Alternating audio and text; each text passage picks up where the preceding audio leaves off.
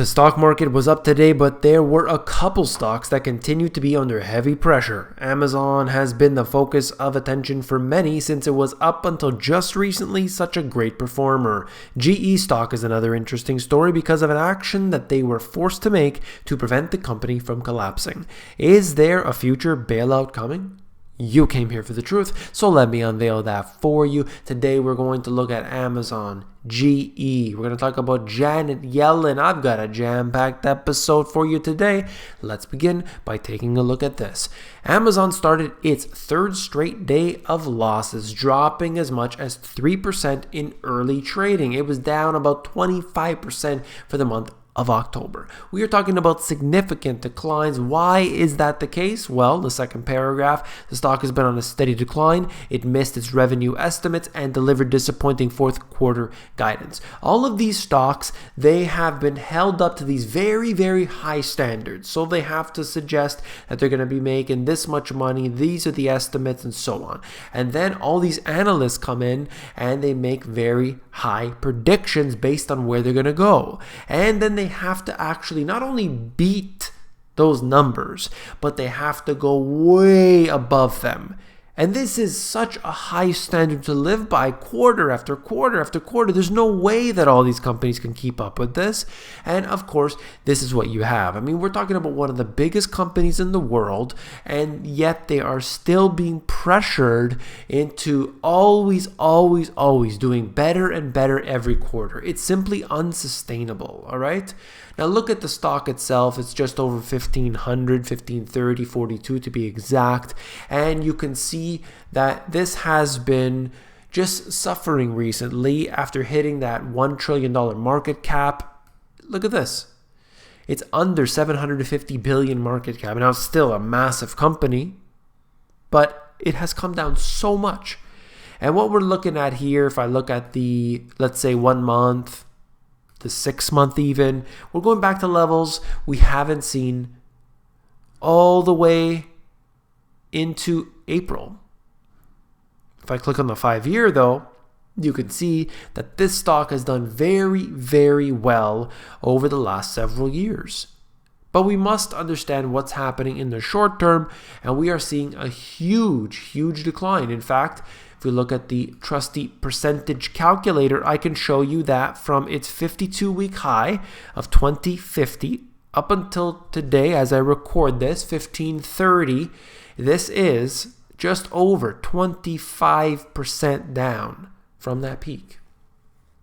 This here is something that we should be very cautious about, because when one big company goes down, the next one goes down, and it starts that domino effect or snowball effect. So we've got to keep our eyes peeled, not just on Amazon, but the other FANG stocks. But then we have to branch out further, looking at tech stocks, looking at NASDAQ. Then that goes into the other US markets. That's going to, then go into the Chinese tech stocks, the BAT stocks. And we look at this going further and further and further. And of course, that's the way it happens. But it does so very rapidly. Okay, faster than we would hope so. Now, GE is a company that I've talked about many times before. It's a household name. But look at this. They cut their dividend for the second time in less than 12 months. It reported its earnings below analyst expectations and revealed a radical restructuring of its troubled power equipment division. The quarterly dividend is being cut from 12 cents per share to 1 cent. Now that's going to allow them to save $4 billion in cash. But I've got some things to talk about today. Here we go.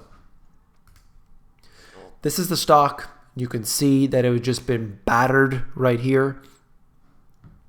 Immediately, they said, we're going to cut our dividend. We've got some problems, and the stock just dropped. But this has been a stock that's been suffering this year. There's no doubt about that. GE plunges 8% to a new 9-year low after Wall Street says dividend cut to a penny may not be enough. So here they are basically getting rid of their dividend.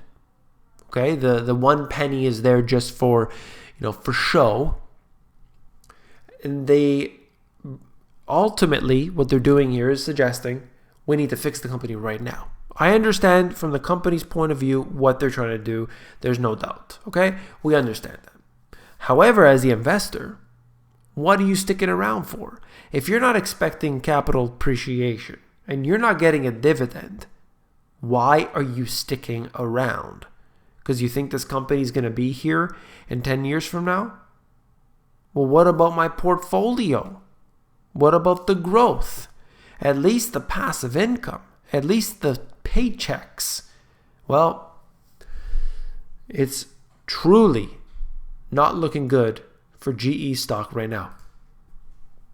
GE's gutted payout is the latest blow to dividend investing as companies favor buybacks. And this is what I really wanted to get to.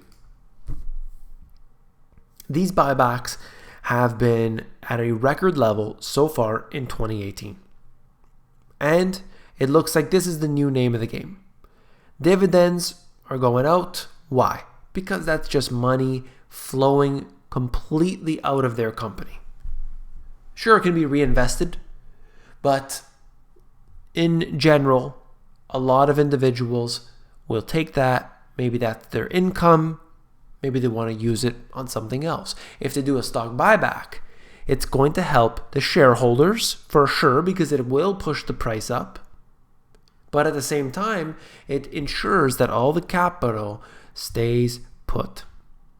Dividends are one of two big ways companies reward investors. Over the last 90 years, dividends accounted for half the total return, along with price appreciation for U.S. stocks. In recent years, the share buyback has overtaken the dividends as the CEO's payout of choice. And there's obvious reasons for that. We know why the CEOs want that.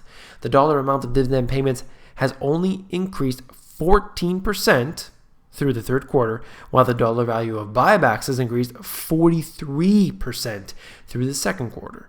Looking at these here, you can see it's very obvious what their future plans are.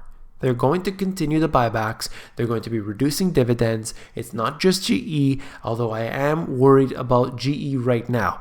This is a company that Warren Buffett sold off his stake back in 2017. I should say Berkshire Hathaway sold off the stake in 2017, and it has not looked good ever since then. I'm not necessarily correlating the two, but he gets advance warning, that's for sure. He's already sold out, and now look at where we're at. Look at what has happened. It seems like he was ahead of the game. Do you think it could be a coincidence? I don't know. You can decide that for yourself. Look at this. What you're looking at, these blue dots, basically. S&P 500 drops, all right, greater than 10% within 30 days of hitting a multi-year high. Look at when this happened. 2000, 2008, and again today. Does that mean that we are going to have a crash because of this one particular indicator? No. Is it interesting? Absolutely. I'll leave you with that. And last but not least, everybody's favorite, Janet Yellen. Should I say it? Janet Shake It Yellen says, rising deficit is unsustainable. If I had a magic wand, I would raise taxes. Can you believe what she said? If I had a magic wand, I would raise taxes. I would raise taxes. And that's going to fix anything? And she also said something that they are absolutely going to do, and that is cut retirement spending. I think actually both of them will happen, and we could see there's all forms of taxation today, all kinds. There's carbon taxes, and there's property taxes. People in Illinois, my friends, you know what I'm talking about. There's sales taxes. There are taxes on just about everything. Estate taxes? My goodness, that's criminal. And look at this. She said that the U.S. debt path is unsustainable, and as more baby boomers retire, spending on retirement and healthcare programs will grow. And the solution is to raise taxes and cut retirement spending. Those are the austerity measures that they provided to Europe. And how well did that go? No, you don't want to fix the problem? Don't fix the problem. That's terrible. Instead, what you should do is screw over the people. If you found this video informative, please give me a thumbs up. When you give me a thumbs up, you're supporting this channel, so I do appreciate that very much. And last but not least, if you want the financial education that you were not taught in school, well then these two books have it all. You can actually flip through these books at Amazon. There's a link in the description of this video. Check them out there. And if you're more interested in the audiobook version, you can get that at themoneygps.com.